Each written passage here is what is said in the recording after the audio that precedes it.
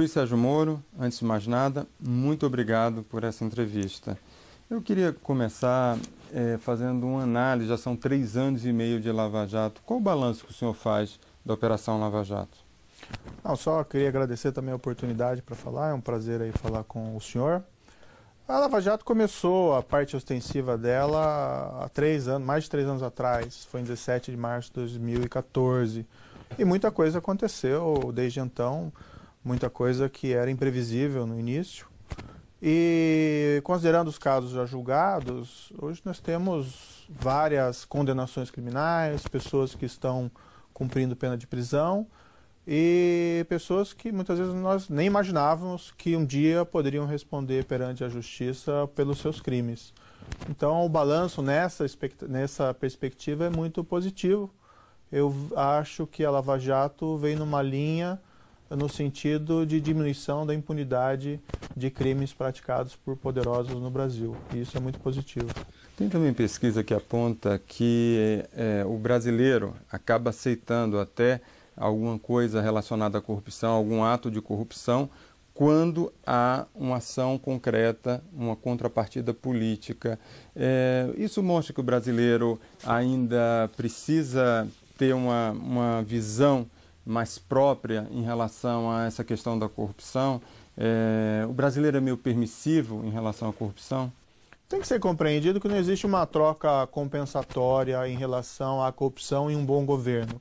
Um bom governo pode ser competente e honesto. E não existe bom governo competente e desonesto. Essas coisas são inconsistentes.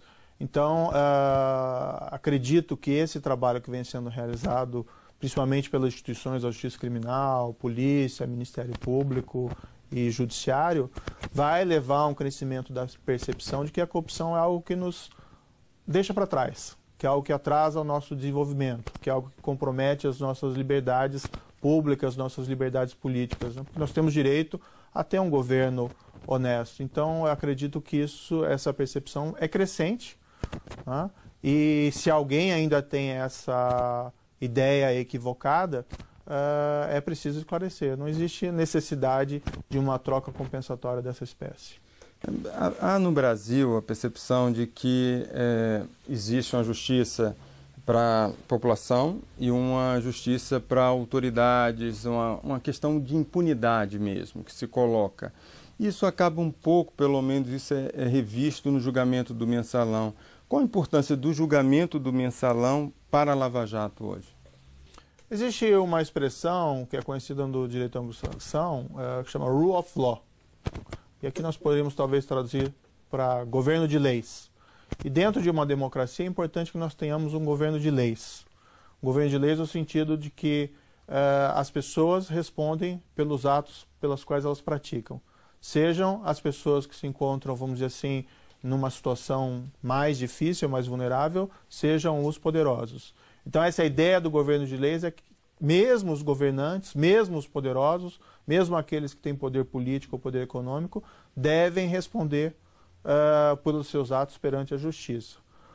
A Ação Penal 470, que é chamado de Mensalão, foi um momento muito importante na história jurídica e talvez política do Brasil, porque pela primeira vez um tribunal, como o Supremo Tribunal Federal, com toda, vamos dizer assim, a visibilidade que tem o Supremo Tribunal Federal, tomou uma decisão difícil dentro de um processo judicial e condenou pessoas que ocupavam cargos elevados na administração pública e mesmo também pessoas poderosas do ponto de vista econômico, condenou essas pessoas pela prática de crime de corrupção e lavagem.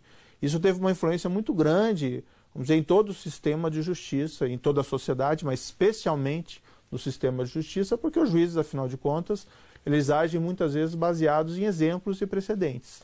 Então, o julgamento do Supremo Tribunal certamente influenciou decisivamente a Operação Lava Jato, essa postura mais rígida do judiciário em relação a esses crimes de corrupção. E é importante realmente ter essa rigidez, porque esses crimes são muito graves e, pelo que foi observado nos casos já julgados, havia já um sistema, não, a corrupção como regra, e precisa realmente dar um basta nesse tipo de comportamento. Como é que você avalia o tempo e a velocidade do julgamento em primeira instância e o que a gente vê, por exemplo, dentro da própria Lava Jato, num foro especial como o Supremo Tribunal Federal. Por que essa diferença de tempo?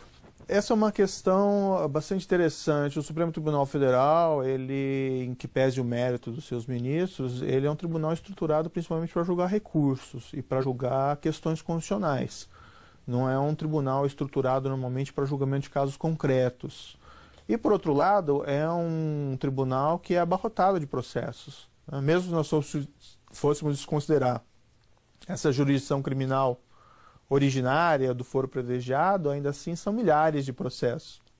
Então é muito difícil o Supremo Tribunal Federal dar vazão em um tempo razoável, ainda que os seus ministros se esforcem enormemente nesse sentido. A grande questão é, se nós constatamos que o foro privilegiado não tem funcionado a contento, se há dificuldades das nossas instituições de trabalharem com esses processos, o passo é adotar uma atitude reformista. Precisa realmente esse foro privilegiado? Ele gera benefícios? Ele vem funcionando a contento? Pontualmente funciona, o caso mesmo da ação penal 470. Mas ainda assim vamos lembrar que foram quase 6 anos até o julgamento do caso perante o Supremo Tribunal Federal. E que pese todos os méritos do Supremo naquele caso, é um tempo bastante significativo. Então, a meu ver, o que tinha que ser feito, as nossas lideranças políticas deveriam assumir uma postura reformista em relação a essa questão do foro privilegiado. Isso está funcionando como algo que favorece a transparência, a responsabilidade, ou está funcionando como uma espécie de escudo contra a responsabilização daquelas pessoas culpadas? E, diante das conclusões em relação a esse tema, tomar uma postura correta, que, a meu ver, seria diminuir significativamente o foro privilegiado. Como, aliás, é a bandeira de vários ministros do Supremo Tribunal Federal. Porque hoje tem muito parlamentar que agora tenta manter o mandato, até deixando o mandato mais difícil de senador, por exemplo, para deputado federal, governador para deputado federal, para ter esse foro especial do Supremo. Olha, as nossas instituições políticas governamentais deviam estar preocupadas em como governar o país, né? Qual é a melhor política econômica, qual é a melhor política para diminuir, por exemplo, desigualdade, como aumentar as oportunidades para todas as pessoas. E quando ela é comprometida com essas discussões a respeito de questão criminal, né, eu acho que isso impede que o Brasil avance. Não que essas questões devem ser deixadas de lado. Pelo contrário, as instituições políticas e representativas deveriam tomar as posturas adequadas para afastar dos seus meios aqueles eventuais agentes públicos envolvidos em casos de corrupção.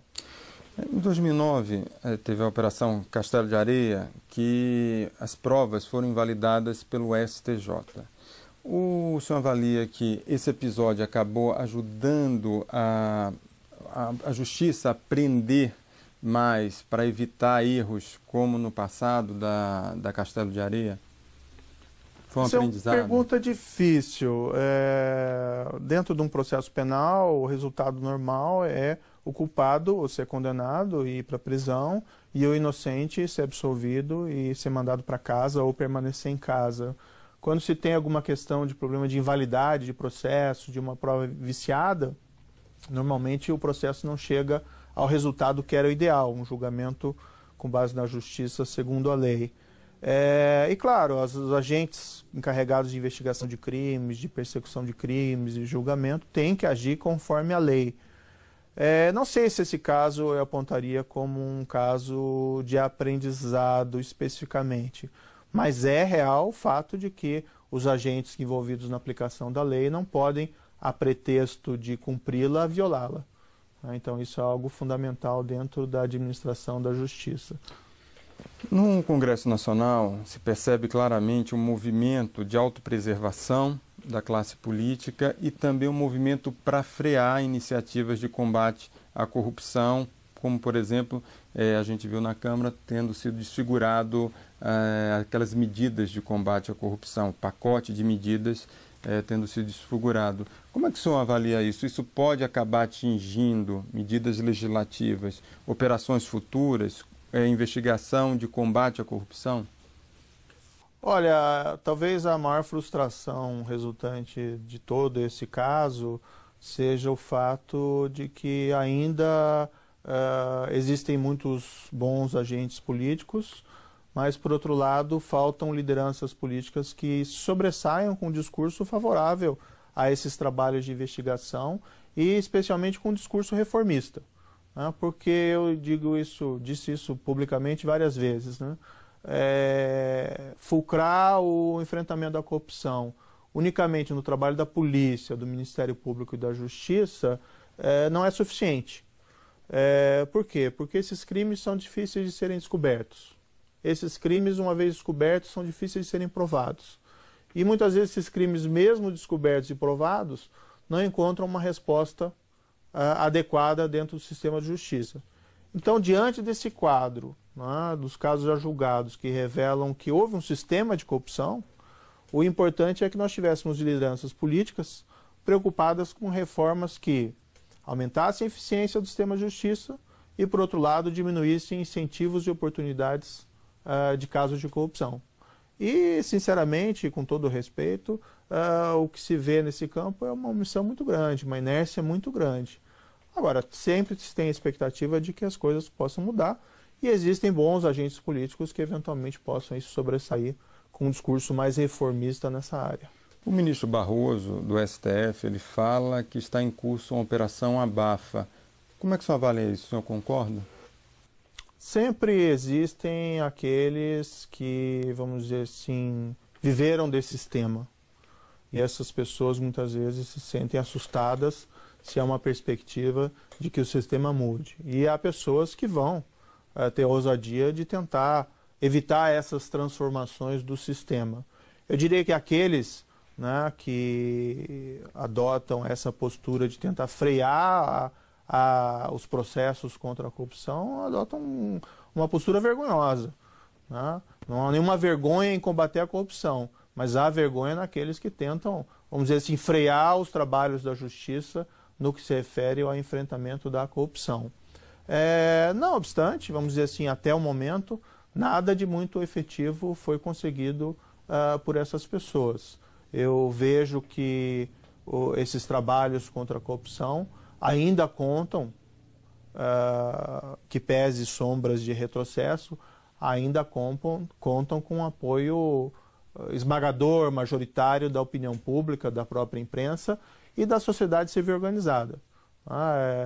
Se percebe em diversos, vamos dizer assim, nichos dentro da sociedade um discurso vigoroso, no sentido, olha, essa corrupção nos deixa para trás, compromete a nossa economia, compromete a qualidade da nossa democracia, essa própria frustração que as pessoas manifestam em relação à democracia não é contra a democracia em si, mas é sim a verificar que existem pessoas que se aproveitam de posições de poder, não para agir em benefício de todos, mas para agir em benefício privado. Isso é extremamente frustrante. Mas esse discurso vigoroso contra a corrupção é algo que se encontra muito forte dentro da nossa sociedade civil organizada. Há um movimento também no Congresso para rever, pelo menos, parte do que é a legislação atual sobre delação premiada. Isso cresce muito com as críticas à delação da JBS. Qual o risco disso para futuras investigações?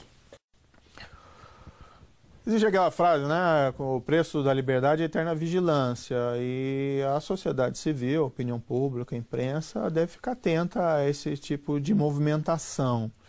A colaboração premiada é basicamente utilizar um criminoso, o que um criminoso sabe, contra os seus pares.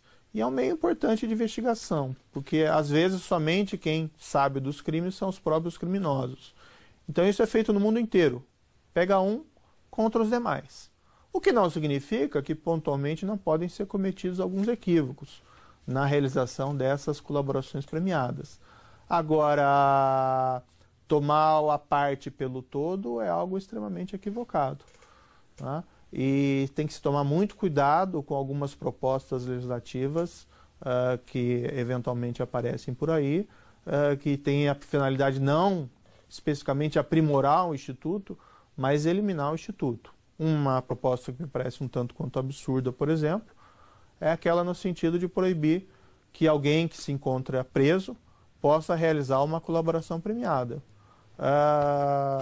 Principalmente porque, para começo de conversa, isso viola o direito de defesa da pessoa que está presa. Porque a colaboração premiada é um meio para a justiça encontrar os cúmplices de um criminoso, mas também, de certa maneira, é um meio de defesa de uma pessoa que quer colaborar para receber benefícios da justiça. Porque há críticas nesse sentido, de que a prisão prolongada, inclusive há críticas, inclusive no Supremo Tribunal Federal, em relação a isso. Até o ministro Gilmar cita das prisões alongadas de Curitiba. E advogados citam isso como um fator para que haja estímulo à delação premiada. Como é que o senhor avalia isso? Eu não faço não rebato essa crítica de uma maneira nominal. O que acontece é o seguinte, essas pessoas normalmente celebram acordos quando se encontram numa situação processual difícil. Normalmente quando elas percebem que a justiça conseguiu reunir provas significativas contra elas e que a melhor opção de defesa para elas é a colaboração. Isso acontece tanto quando elas estão soltas, quando elas estão eventualmente presas preventivamente. E pode acontecer até em casos de pessoas já condenadas criminalmente. Não existe uma correlação necessária entre prisão e a colaboração premiada. Tanto que a absoluta maioria, não tenho aqui os números infelizmente de cabeça, mas a absoluta maioria dos acordos de colaboração foram feitos com pessoas que se encontravam em liberdade. A questão da prisão preventiva é outra situação. Ela é um instrumento excepcional, sim, mas está previsto na nossa legislação, e ela pode ser utilizada em diversas situações, para proteger provas, para evitar uma fuga, como tem sendo pontualmente utilizada nesses casos na justiça. Mas também para proteger a sociedade ou a vítima de novos crimes. E aqui nós podemos fazer uma comparação de uma situação que nós vemos muito no cinema, casos de serial killers. Você vai prender um serial killer antes de um final de julgamento, por quê? Não vai esperar que haja uma nova vítima. O mesmo raciocínio envolve a questão da corrupção sistêmica. O que foi observado é que essas pessoas praticavam esses crimes de uma maneira sistemática, reiterada. Daí a necessidade, muitas vezes, de utilizar um instrumento drástico, a prisão antes do julgamento, para impedir a prática desses crimes. Para ilustrar, havia uma dessas empreiteiras que tinha um verdadeiro departamento de propina. Ou seja, não foi um caso único de corrupção isolado no tempo e espaço, mas foi corrupção sistemática, reiterada, por anos. Era necessário dar um basta naquela situação. Por outro lado, também, há muitas vezes agentes públicos que receberam propina, não em um caso específico isolado, mas vinham recebendo propina por anos, sistematicamente. Pessoas que receberam, inclusive, propina, vantagem indevida, 2 casos já julgados, mesmo enquanto estavam sendo julgadas pelo Supremo Tribunal Federal na Ação Penal 470. Ou seja, o Supremo Tribunal Federal, em 2012, discutindo aqueles casos com profundidade, todo mundo acompanhou isso, esses julgamentos, sobre a responsabilidade daquelas pessoas, enquanto elas, paralelamente, recebiam dinheiro de propina de um outro esquema de corrupção. Olha, se isso não é causa de prisão preventiva, eu sinceramente não imagino o que seja. E se nós formos observar, também nós não podemos afirmar que ela foi prodigalizada, que foi vulgarizada. Somente foi decretada a prisão preventiva quando nós tínhamos provas muito robustas da responsabilidade criminal dessas pessoas. Até porque nós não queríamos que um eventual inocente fosse preso indevidamente. E normalmente a essas prisões preventivas se seguia um processo rápido, com julgamento em meses, com que um risco de uma prisão indevida acabou sendo bastante minorado. Como é que o senhor avalia essa questão de prisão em segunda instância? Você está tendo uma revisão no Supremo Tribunal Federal, vários ministros estão querendo, inclusive, mudar o voto da prisão em segunda instância, que foi um divisor de águas, inclusive, na própria Lava Jato. Como é que o senhor avalia essa questão e essa possibilidade, essa crítica que tem por parte de ministros do Supremo em relação à prisão de segunda instância? Pois bem, eu acho que houve uma percepção por parte do Supremo Tribunal Federal, eu não diria baseada exclusivamente na Lava Jato, mas baseado em vários casos criminais, mas houve uma percepção no início de 2016 que a impunidade e a corrupção sistêmica andavam juntas. Não que a impunidade seja uma única das causas da corrupção, mas certamente o fato desses graves casos de corrupção não encontrarem uma resposta na justiça acaba servindo como um estímulo ao comportamento criminoso. Se você tem alguém que rouba o dinheiro público e nunca nada acontece, a tendência é que esse comportamento venha a piorar. E o Supremo Tribunal Federal, ao meu ver, com essa percepção, proferiu um julgamento no início de 2016, e eu gostaria aqui de lembrar que foi um julgamento cujo relator foi um ministro que acho que goza da admiração de todas as pessoas, que foi o ministro Teori Zavascki. E o ministro Teori Zavascki decidiu naquele caso, olha, nós temos que mudar o nosso sistema, porque esses casos de processos criminais envolvendo, por exemplo, corrupção ou crimes complexos que nunca terminam, geram impunidade. Por outro lado, a prisão, depois de um julgamento em primeira instância, depois de um julgamento em apelação em segunda instância, os riscos de você ter a prisão aí de um inocente são diminutas. Até porque nessas fases é que se analisa as provas. Então nós podemos adotar o entendimento que a partir do julgamento em apelação se pode já executar a pena. Se houver um recurso ao Tribunal Superior, ao Supremo, por exemplo, e o Supremo vislumbrar que aquele recurso tem chance de procedência, plausibilidade, tudo bem, o Supremo mandar suspender o julgamento. Mas a regra anterior de que se esperava até o final apenas favorecia criminosos poderosos, que tinham condições de contratar advogados habilidosos e que conseguiam, vamos dizer assim, manipular o sistema para prevenir uma efetiva responsabilização. Não faço aqui uma censura propriamente aos advogados, mas se o sistema tem brechas, as brechas vão ser utilizadas. Então foi proferida essa decisão que acho que foi muito importante. É fundamental essa mudança permanente. Essa movimentação para eventualmente rever esse precedente, eu espero que não aconteça. Eu espero que o Supremo respeite o precedente que ele estabeleceu em 2016 e num julgamento até por 2 vezes. E acredito que os ministros vão ser sensíveis a essa percepção de que pese a argumentação a respeito da presunção de inocência, a execução a partir do 2º grau não significa uma violação dela. Tanto assim que nós temos países como a França e os Estados Unidos que a execução da pena se dá a partir do julgamento em primeira instância. E veja, são países com tradição de respeito aos direitos humanos e liberal bem maior do que a nossa. São berços históricos da presunção de inocência. Porque a presunção de inocência está vinculada principalmente à questão da prova, e não é efeito de recurso. O que importa é você ter prova categórica da responsabilidade criminal. E isso é satisfeito com julgamento em primeira e segunda instância. Há excesso de delações? Essa é uma boa questão também. Tem que ser compreendido que esse caso ele não envolve um único crime. São vários crimes, são dezenas de crimes, são centenas de crimes. Havia um sistema de corrupção. Portanto, não é possível se pegar um único criminoso para desvendar todo o esquema criminoso. Daí a necessidade, muitas vezes, de se fazer acordo, isso é uma prerrogativa do Ministério Público fazer acordo com várias dessas pessoas. O que é importante é discutir esses acordos para evitar que eles gerem benefícios excessivos a esses indivíduos. Me parece que os acordos que atualmente estão sendo cogitados ou realizados são acordos mais sensíveis a essa necessidade de estabelecer, vamos dizer, condições mais rigorosas. Há, por exemplo, um profissional da lavagem de dinheiro que recentemente fez um acordo e que foi convencionado nele que ele cumpriria pelo menos 3 anos de prisão em regime fechado. Então tem que se pensar esses acordos para evitar também esses benefícios excessivos.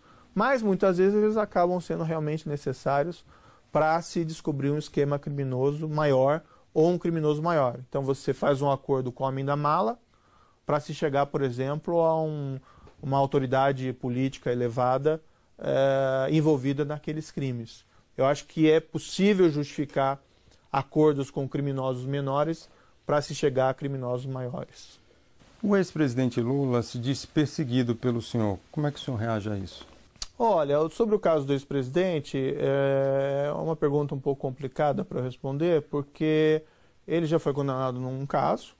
Esse caso hoje se encontra em apelação no Tribunal Regional Federal da 4ª Região, e é um tribunal composto por magistrados absolutamente sérios. Eu tenho certeza que eles vão tomar a melhor decisão nesse caso, quer confirmando ou quer não confirmando a decisão condenatória. E, por outro lado, ele tem casos pendentes, processos pendentes aqui na vara. Então, eu não me sinto confortável em falar sobre o caso dele, já que existem casos pendentes que ainda vão demandar julgamento da minha parte. Os advogados deles dizem que o senhor condenou o ex-presidente sem provas. Como é que o senhor responde a isso? Olha, eu proferi uma sentença condenatória e tudo o que eu pensava a respeito daquele caso, tudo o que eu tinha a respeito das provas, está naquela sentença. Então, aquela vamos dizer assim, a resposta que eu dei àquela acusação criminal. E me parece que ali eu faço todo o meu raciocínio do porquê eu tenho emitido um juízo condenatório. Então, não vejo necessidade de eu me manifestar publicamente sobre esse julgamento, quando o que eu tinha a dizer está na sentença. Também há críticas à participação do senhor na pré-estreia de um filme sobre a Lava Jato. As críticas dizem que o filme tinha um viés antipetista. O senhor avalia que um juiz deveria ter ido para esse evento? Olha, essa é uma boa pergunta. Na verdade, sim, eu não fiz o filme, então não tenho um controle sobre o conteúdo. Foi feito um filme sobre a Lava Jato e eu fui convidado e eu fui como um espectador qualquer. Isso não significa que eu apoie ou não apoie o conteúdo do filme. Eu só fui na condição de espectador e não como juiz. Aquilo, a meu ver, não tem qualquer relação com os julgamentos que eu vou realizar no processo. Não, de forma nenhuma. Eu sou um espectador passivo naquele filme. Eu confesso até que nem comi pipoca naquele dia. Que pese uma foto que foi tirada sugerisse isso, mas eu nem comi pipoca. Em outro momento, o senhor apareceu numa foto, num momento descontraído, com o senador Aécio Neves. Sim. Na época ele não era réu, mas já era líder de oposição ao PT, o principal líder. O senhor acha que foi um erro essa foto? Olha, eu fui num evento público que estava sendo realizado pela revista Isto É, e houve uma certa disposição das cadeiras e, ocasionalmente, eu fiquei ao lado do senador e nós conversamos normalmente. O senador é uma pessoa espirituosa e, eventualmente, tem ali os seus momentos jocosos. Mas isso não significa nada. Porque eu não tenho nenhum processo dele sob minha responsabilidade, ele tem foro privilegiado. E isso não significa nenhum juízo de, vamos dizer assim, aprovação a eventuais condutas ilícitas do senador em questão. Então, a foto sugere mais do que ela de fato significa. Na verdade, ela não significa nada. Também há reclamações dos acusados, da defesa dos acusados, de que não tem sido assegurado o direito de produção de provas. Como é que o senhor responde a isso? Olha, esses julgamentos, eles têm sido realizados assim com absoluta transparência e publicidade. Não é? As pessoas que examinarem esses casos podem constatar por que eventuais sentenças são condenatórias ou eventuais sentenças são absolutórias. Então, vamos colocar um exemplo. Nós temos hoje 4 ex-diretores da Petrobras condenados criminalmente por corrupção e lavagem de dinheiro. E alguns deles também por associação criminosa. Todos os 4 tinham contas secretas no exterior com saldos de milhões de euros ou milhões de dólares, certo? Num processo criminal, isso é algo que acontece em qualquer vara criminal, o juiz tem uma responsabilidade, vamos dizer assim, de supervisionar a produção de prova das partes. E a lei estabelece que o juiz pode, eventualmente, indeferir provas que sejam requeridas pelas partes, quando entender que elas não são necessárias para o processo. Isso é o que acontece em qualquer vara criminal. É muito comum. Agora, o que acontece é que, eventualmente, nesses casos, quando o juiz, no caso, profere alguma decisão indeferindo prova, a parte, vamos dizer, que teve a prova indeferida, muitas vezes tenta supervalorizar. Houve cerceamento de defesa. Mas quando nós vamos ver, a prova normalmente é absolutamente desnecessária. Muitas vezes as pessoas querem ouvir testemunhas no exterior, que nada sabem sobre os fatos, muitas vezes é uma maneira de ganhar tempo e depois reclamar, por exemplo, de longas prisões preventivas. Então isso é muito comum no processo, isso não tem nada de, vamos dizer, não usual dentro dos processos criminais. Há questionamentos pelo fato da Lava Jato ser sediada em Curitiba, investigando fatos ocorridos em outros estados. Por que ela deve ser sediada aqui? Olha, essa é uma história longa, mas, a meu ver, já existe uma sedimentação. Esse não é um entendimento meu, do juiz Sérgio Moro, mas já há uma sedimentação na jurisprudência de apelação, do STJ e do próprio STF, no sentido de que a competência é de Curitiba. A ilustrar, né, teve o caso famoso de uma ação penal proposta perante o Supremo Tribunal Federal envolvendo o ex-presidente da Câmara. Quando ele perdeu o mandato, foro privilegiado, o Supremo mandou para cá. Não foi a Justiça Federal em Curitiba que pediu o processo. O Supremo mandou para cá. Esse processo já foi julgado. Então há um entendimento de que a competência é aqui. O motivo disso é um pouquinho, a história é um pouco longa, mas vamos dizer assim, a investigação começou em cima de um lavador profissional de dinheiro e, por outro lado, de valores que haviam sido recebidos por um ex-deputado federal do Paraná, né? E esse dinheiro foi objeto de lavagem aqui no estado do Paraná.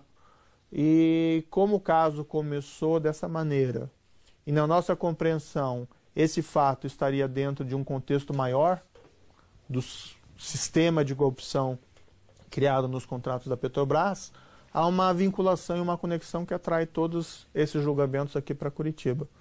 Mas são muitos detalhes, né?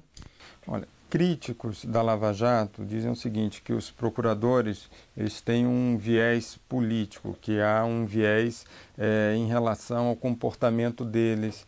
O senhor concorda com esse tipo de crítica? Não tenho visto isso dessa forma. Esse tem que se ter presente, esse é um trabalho muito difícil que vem sendo realizado tanto pela polícia como pelo Ministério Público, porque é um caso gigantesco, né? Envolve pessoas muito poderosas, várias com foro privilegiado, mas várias também sem foro privilegiado, e há às vezes essa postura de melhor defesa, um ataque, e por vezes questionamentos são feitos a respeito da conduta de policiais, dos procuradores e do próprio juiz. Mas, em concreto, o que pode ser dito em relação a eventual, vamos dizer assim, iniciativas políticas dos procuradores? Os procuradores formulam essas acusações, normalmente baseadas nas provas que surgiram nos processos, né? As provas, eventualmente, podem ser discutidas e o processo judicial é exatamente o local próprio para a discussão dessas provas.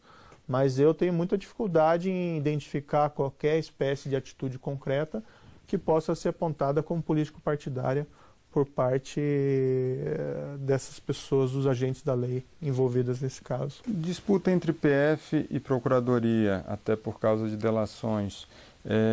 Disputa na própria Procuradoria-Geral da República, a gente viu isso. Isso acaba atrapalhando o combate à corrupção? Olha, existem algumas divergências que por vezes são naturais a respeito do papel de cada um desses agentes da lei na investigação, na persecução. Claro que essas desavenças têm que ser compreendidas, não podem ser levadas ao ponto de comprometer a qualidade e a efetividade das investigações. Eu particularmente não vejo com bons olhos quando essas discussões se tornam mais acirradas. Mas me parece que os trabalhos que vêm sendo feitos aqui, principalmente em Curitiba, tem havido uma harmonia maior entre as atividades da polícia e do Ministério Público. O que tem que ser percebido é o seguinte, o relativo sucesso da Operação Lava Jato, os casos já julgados que envolveram a descoberta desses crimes tão graves e com a efetividade de uma resposta da justiça, não é o triunfo de uma pessoa, não é o triunfo de uma instituição específica, mas é um triunfo coletivo. As instituições deram uma resposta e funcionaram, que pese pontuais críticas, mas elas funcionaram adequadamente, E também, vamos colocar assim, muito por conta do apoio que a ação dessas instituições ganharam da sociedade civil e da opinião pública. Então, esse é um trunfo exclusivamente de agentes da lei, mas é um trunfo, a meu ver, que eu localizo da própria sociedade brasileira. A diminuição da corrupção sistêmica, o fim da impunidade desses crimes de poderosos, ou pelo menos a redução da impunidade desses crimes de poderosos, isso é algo que transcende a ação das instituições públicas. Isso é algo que, vamos dizer assim, é um mérito da própria sociedade brasileira. A Lava Jato está perto do fim? Essa é uma pergunta complicada. O que eu vejo hoje em dia é que parcelas importantes do caso foram enviadas para outros juízos, né? E, por outro lado, investigações relevantes surgiram em outras localidades, até mesmo independentemente da Lava Jato. Então, existem hoje processos relevantes no Rio de Janeiro, em Brasília, em Campo Grande, e esses processos vêm mostrando os seus resultados. Então, o que eu diria assim, a Lava Jato, se é que se poderia chamar todos esses casos de Lava Jato, ela se espalhou no sentido de que a justiça hoje está dando uma resposta institucional mais vigorosa em relação a esses crimes graves de corrupção. E isso é extremamente positivo. Tá? Do ponto de vista, vamos dizer, mais específico da Lava Jato em Curitiba, que envolve os contratos da Petrobras, os desvios envolvendo contratos da Petrobras, há diversos casos relevantes aqui, em investigação e em trâmite. Mas também vamos reconhecer que boa parte do trabalho aqui em Curitiba já foi realizado. Tá? Existem agentes da Petrobras que estavam envolvidos nesses crimes que foram já julgados, condenados, vários estão cumprindo, inclusive, seus tempos de prisão. Intermediadores, lavadores profissionais de propina, igualmente, vários já foram julgados, condenados e cumprem tempos de prisão. Aquelas pessoas que pagavam a propina, dirigentes de empreiteiras, várias dessas pessoas já foram julgadas, condenadas, e algumas delas servem tempo de prisão.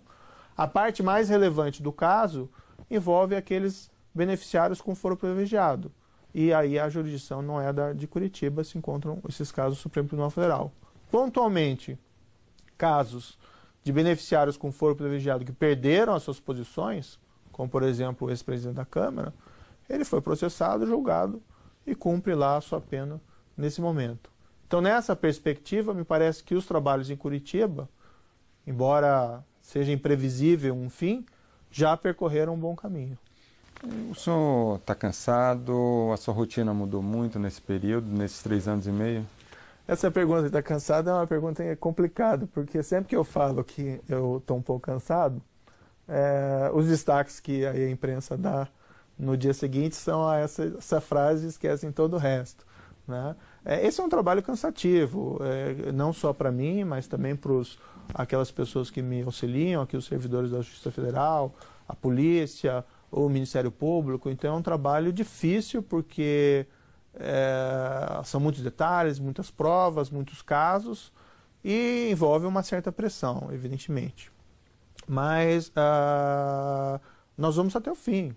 Nós vamos até o fim nesse trabalho, né? Nós nunca vamos desistir de fazer aí o que nós entendemos que é certo, segundo a lei nesses casos, independente de um sentimento pessoal, vamos dizer assim, de estar um pouco cansado ou não. O senhor falou de pressões. O senhor sofreu ameaças? Olha, essa é uma pergunta que eu, na verdade, vou pular. Não vou responder. Pressão é grande. Existe uma pressão no sentido nós temos presente a importância desses casos, não é? Então nós queremos dar o nosso melhor trabalho. E por outro lado, nós assistimos também movimentações em bastidores de pessoas que muitas vezes buscam impunidade, não é? Sejam por mudanças legislativas, seja eventualmente por outro tipo de mudança. Então, nesse sentido, esse tipo de pressão realmente existe, mas nós estamos aí há 3 anos já do início mais ostensivo do trabalho e acredito que nós temos persistido com firmeza. Eu digo nós porque não é uma questão apenas individual, é uma questão que envolve à instituição da justiça, né? O seu nome já aparece em pesquisas para a sucessão de 2018, para a disputa presidencial, inclusive muito bem colocado. Como é que o senhor analisa essas pesquisas? Olha, eu acho que a pesquisa perde tempo quando coloca meu nome, porque eu não serei nenhum candidato, não é? Eu acho que existem maneiras de servir ao país que não dependem de ser candidato a um cargo da presidência ou assumir o cargo da presidência. Eu acho que a carreira política é uma carreira muito bonita, afinal de contas o agente político está lá para servir a sociedade e para representar, vamos dizer assim, os seus eleitores. Isso é algo extremamente positivo, mas eu entendo que existem outras maneiras de tentar influenciar positivamente as pessoas e a sociedade. A minha opção foi pela magistratura e assim pretendo permanecer. O senhor não pediria para retirar o seu nome das pesquisas? Olha, ele nunca foi colocado por minha iniciativa, então também não vejo muito sentido que eu peça que tirem. Para mim, no fundo, é indiferente. O senhor fala que não vai ser candidato ano que vem, que é da magistratura, mas o senhor pensa em entrar no futuro na política? Não, não existe essa perspectiva. Como eu disse, eu acho que a política é importante, né? A democracia se faz com política.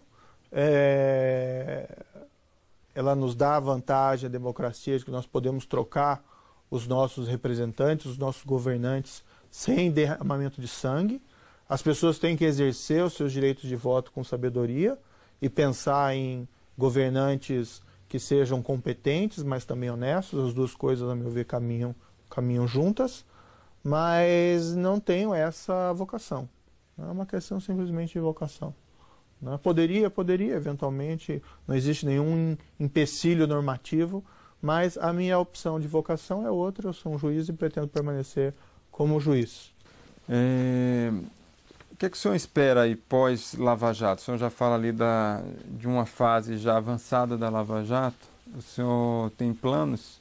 Olha, essa é uma questão bastante importante, porque nós temos no Brasil aquela percepção, influenciada talvez por nossa herança portuguesa ou herança latina, não sei, de que existe um momento de redenção nacional, de que pode vir um Dom Sebastião e resolver todos os problemas.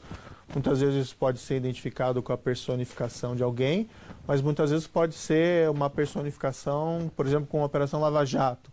Então as pessoas muitas vezes têm uma ideia, a Operação Lava Jato vai acabar com a corrupção. Isso não vai acontecer.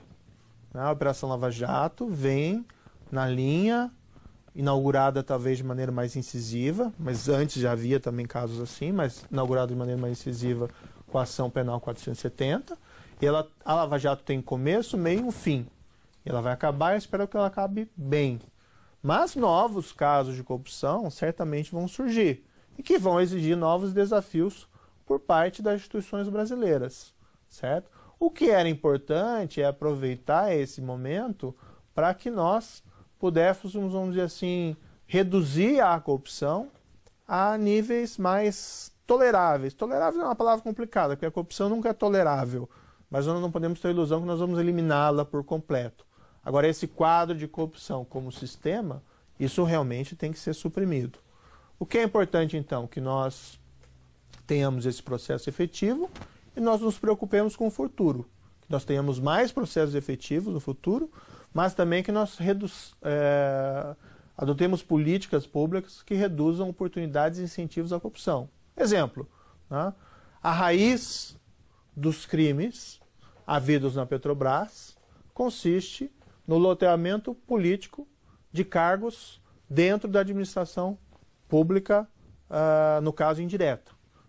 Esse loteamento político de cargos públicos é algo que existe faz tempo no Brasil, do governo anterior, mesmo talvez dos governos anteriores, e é algo que permanece. Isso foi uma das raízes, isso foi uma das causas, nós não vamos fazer nada a respeito? Será que nossas lideranças políticas não estão falhando a esse respeito? Eu imagino que qualquer governante que tenha a oportunidade de utilizar cargos públicos para ganhar poder político vai ser tentado a utilizá-los. Porque, afinal de contas, ele quer realizar suas políticas públicas e muitas vezes precisa desse apoio. Agora, a postura correta do governante seria, como isso é uma fonte de distorção Como isso é uma fonte possível de corrupção, é a diminuição dessa prática corriqueira entre nós de loteamento político. Por isso que eu sempre digo, olha, é preciso ter mais do que processos judiciais contra a corrupção. Precisa ter uma atitude mais ampla por parte das nossas lideranças políticas para que essas situações não se repitam. Imagine a frustração com todo o desgaste que houve nessa chamada Operação Lava Jato, com os custos desses processos, com a galvanização da opinião pública, que nós passemos por isso daqui a 10 anos novamente. Não como Lava Jato, mas com algum outro processo. Então nós estamos nos preocupar exatamente com diminuição de incentivos e oportunidades da corrupção, que não se faz por processos criminais. Embora eles sejam importantes, eles não são suficientes. Isso é responsabilidade dos nossos representantes eleitos e nesse ponto a inércia é muito grande. Juiz Sérgio Moro, muito obrigado por sua entrevista. Eu agradeço novamente aqui a essa oportunidade de falar um pouco o que eu penso e pretendo voltar aos meus processos agora. Muito obrigado.